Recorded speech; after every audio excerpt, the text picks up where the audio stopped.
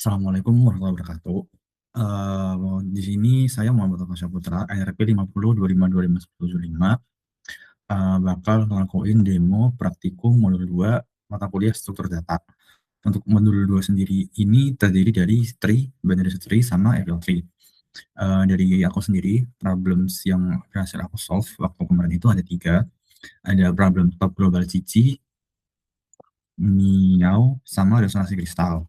Dan untuk yang belum sempat aku AC itu ada di problem price order king.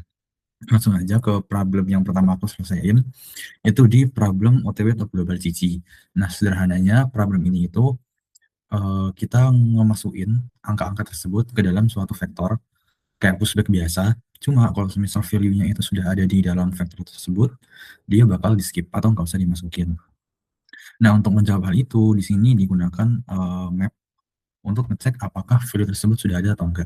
Jadi map ini bakal berisi data-data yang digunakan untuk ngecek apakah nilai tersebut sudah dimasukkan atau enggak. Sederhananya adalah kalau seandainya nilai tersebut di dalam map sama dengan 0, artinya dia belum memiliki nilai, maka dia akan di-pushback ke dalam vektor, dan nanti nilainya akan diubah menjadi 1. Sehingga kalau semisal ada angka yang sudah ada, maka dia pasti akan menghasilkan, pada saat dicek, dia akan menghasilkan nilai bukan 0. Kalau bukan 0 berarti dia akan di-skip. Lalu kita yang munculin aja kayak looping biasa. Contohnya itu langsung dicontohin aja untuk problem yang pertama. Di sini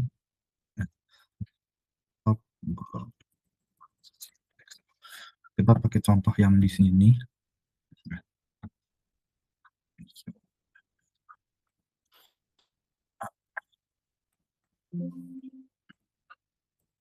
Nah, dia bakal masukin kayak biasa, tapi yang nilainya duplikat bakal dihapus. Nah, untuk problem kedua yang berhasil aku selesaiin yaitu ada di problem miau. Sebenarnya problem miau ini tuh cuma isinya operasi-operasi sederhana dari binary search tree. Ada in order traversal, pre-order traversal, post-order traversal, terus ada minimum value, maximum value, ketinggian dari tree tersebut, search X, sama frekuensi. Nah, dari semua operasi ini itu kalau nggak salah yang ada di template-nya, yang sudah ada di template-nya itu ada di traversal, kemudian searching. Nah, untuk yang high, minimum, maksimum, sama frekuensi itu belum ada. Jadi harus ditambahin sendiri. Nah, terus ada perubahan juga, di mana di syaratnya ini adalah kalau seandainya nilainya lebih besar atau sama dengan, akan dimasukkan ke subtree kanan. Jadi akan ada kemungkinan kalau nilainya itu bakal duplikat. Nah, berbeda dengan binary search tree umumnya, kalau binary search tree umumnya kan kurang dari berarti ke left, lebih dari ke kanan. Kalau sama dengan ya udah dia bakal masuk ke node itu. Nah, ini bedanya adalah dia lebih dari sama dengan bakal masuk ke kanan. Jadi di bagian insert-nya itu bakal ada perubahan sedikit. Nah, untuk codingannya itu di sini. Nah, seperti yang tadi aku udah bilang, untuk yang insert-nya itu bakal ada perubahannya sedikit. Dimana kalau seandainya dia kurang dari value root-nya, ya otomatis dia ke kiri. Nah, tapi biasanya kan dia harus, kalau misalnya dia nggak kurang, biasanya kan yang sebelah sini harus V lebih dari sama dengan root var.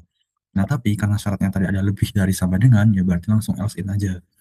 Terus masuk ke root yang sebelah kanan.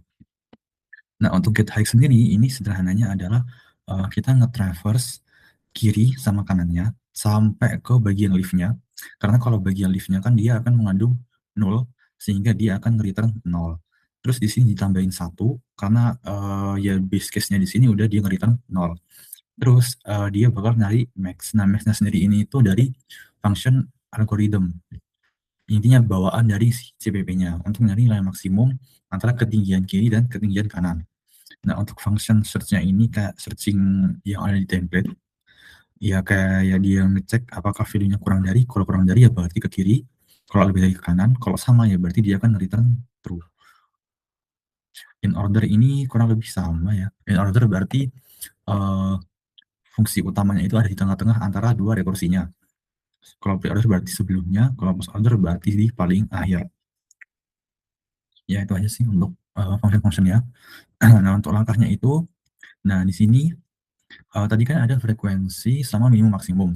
Nah, sebenarnya minimum sama maksimum itu bisa kita pakai fungsi sendiri. Kalau minimum ya berarti kita bakal nge-traverse ke kiri.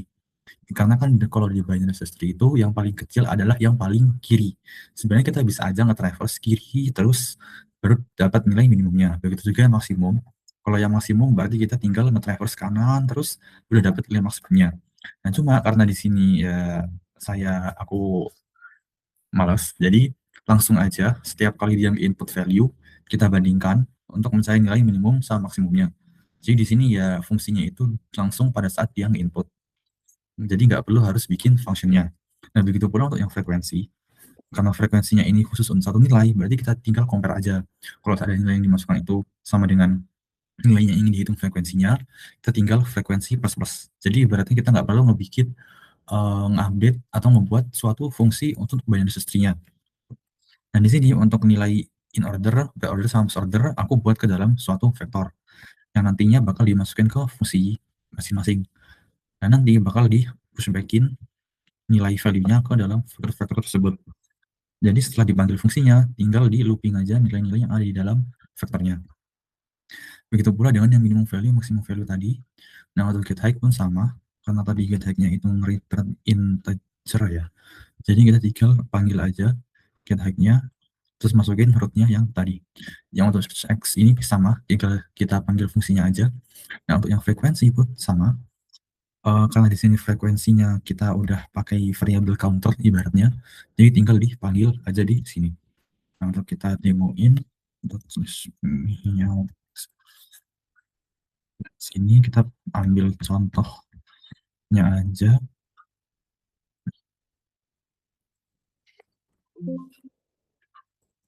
Nah, di sini kurang lebih sama hasilnya.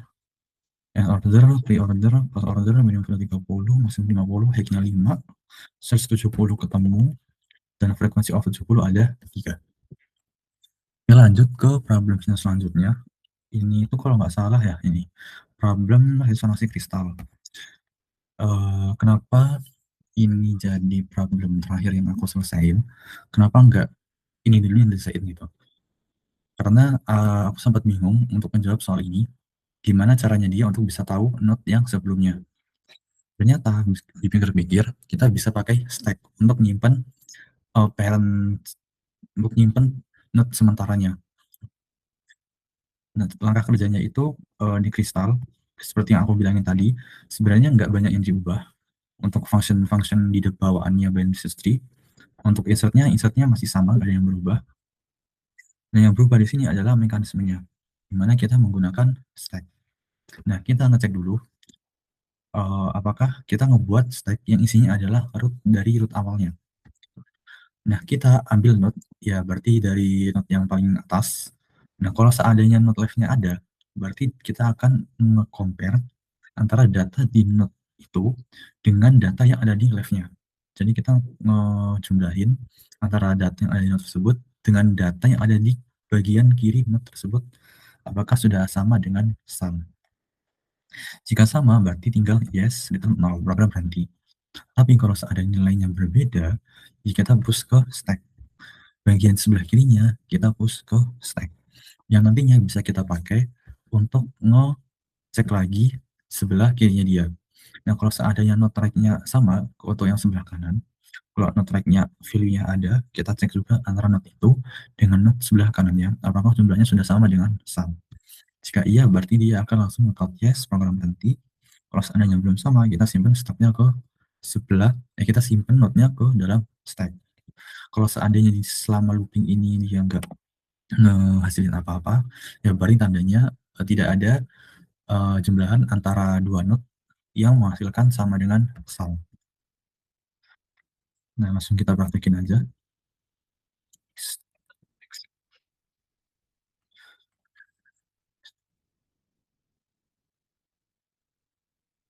Nah,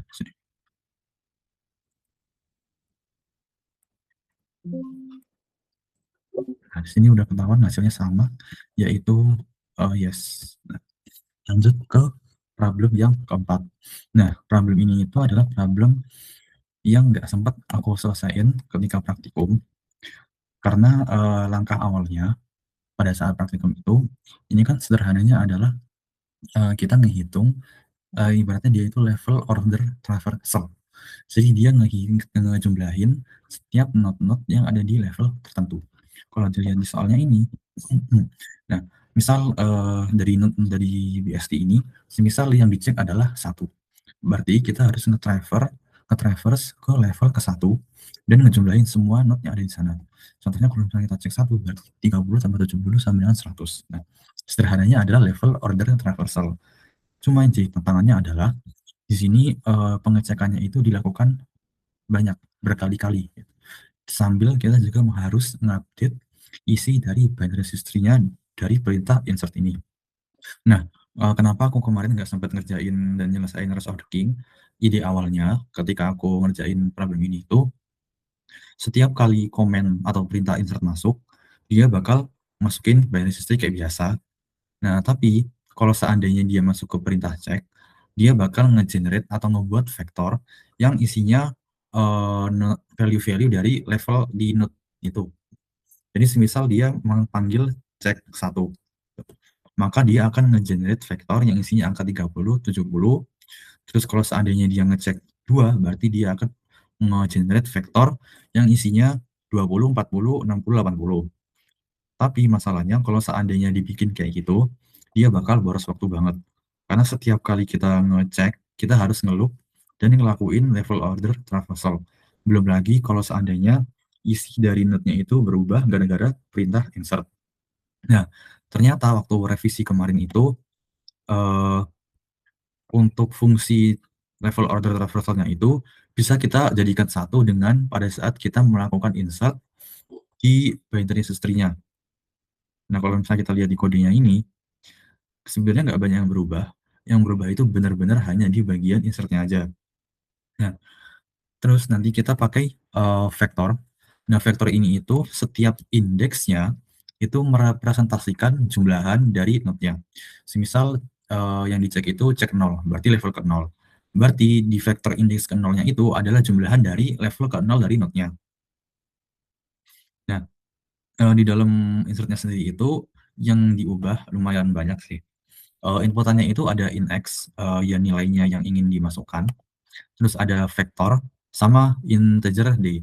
Nah, integer D ini itu mewakilkan nilai levelnya, ya kedalamannya atau levelnya.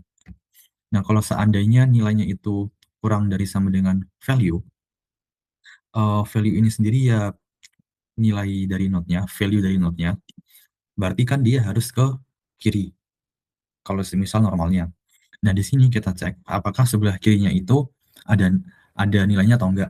Kalau seandainya sebelah kirinya itu masih kosong, berarti kita akan ngebuat node baru dan kita akan ngecek apakah kedalaman saat ini itu lebih daripada size vektornya. Kalau semisal dia lebih, berarti dia akan nge-resize. Jadi kan vektor ini kan bakal berisi jumlahan dari tiap-tiap levelnya. Nah, kalau seandainya kedalamannya makin dalam, berarti logikanya kita harus menambahin size dari vektornya itu. Nah, kemudian kita tambahin juga. Nah, ini karena dia pergi ke left, kalau seandainya leftnya ini kosong, berarti dia akan membuat node baru di sebelah kiri. Berarti kedalamannya nambah 1, terus nilai dari kedalamannya itu bakal ditambahkan dengan X. Nah, tapi kalau seandainya sebelah kirinya itu sudah ada nilai, berarti dia akan rekursi, ya dia akan pindah ke sebelah kirinya itu dengan menambahkan kedalamannya. Nah, begitu juga untuk yang sebelah kanan, sama, cuma bedanya ya dia ke sebelah kanan node. Jadi dia bakal ngecek apakah sebelah kanannya itu ada atau enggak. Kalau seandainya dia nggak ada, dia akan ngebuat node baru, terus dia akan nyesuaiin lagi size daripada vektor depth-nya ini. Terus dia bakal nambahin kedalamannya dan nilainya, nilai indeks untuk kedalaman node-nya itu bakal ditambahkan dengan X. Terus kalau seandainya dia udah ada node di sebelah kanan, berarti kita tinggal nge-traverse aja, ngerekursi, panggil lagi insertnya dengan menambahkan nilai kedalamannya. Jadinya fungsi untuk untuk mencari jumlahan daripada level di node tersebut itu sudah jadi satu di dalam function insert ini. Nah, di dalam loopingnya, kalau seandainya komennya sama dengan insert, ya otomatis kita panggil function insertnya. Nah, kita akan ngecek lagi apakah root-nya itu kosong atau enggak.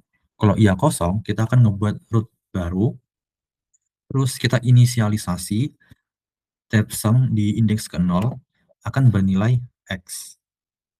Nah, sebelum itu kita cek dulu apakah vektor depth_sum-nya ini kosong atau enggak. Ini ibaratnya buat ngeinisialisasi node pertama lah. Nah, selebihnya karena root itu sudah ada nilainya, berarti kita tinggal nge-insert aja dengan posisi kedalamannya itu 0.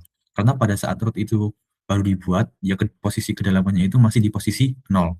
Nah, kalau seandainya dia masuk ke comment check, nah ini enaknya kita tinggal langsung panggil kedalaman, ya kedalamannya itu pakai variabel H. Hanya ini akan merepresentasikan indeks dari vektor depth_sum. Nah, yang mana indeks tersebut akan merepresentasikan kedalaman dari node-nya di level berapa. Semisal nilai H-nya itu adalah 4. Berarti dia akan masuk ke vektor depth_sum indeks yang keempat. Nah, indeks keempatnya depth_sum ini itu merepresentasikan jumlahan dari node-node dari node-node yang ada di dalam tree yang terletak di level keempat. Langsung dicoba aja di sini. Nah.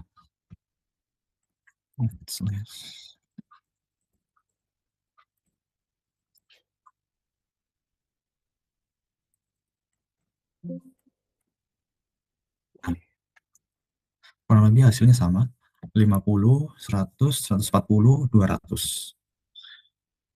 Nah, jadi sekian dari penjelasan aku untuk demo praktikum modul 2 ini. Semoga penjelasanku bisa dimengerti dengan baik.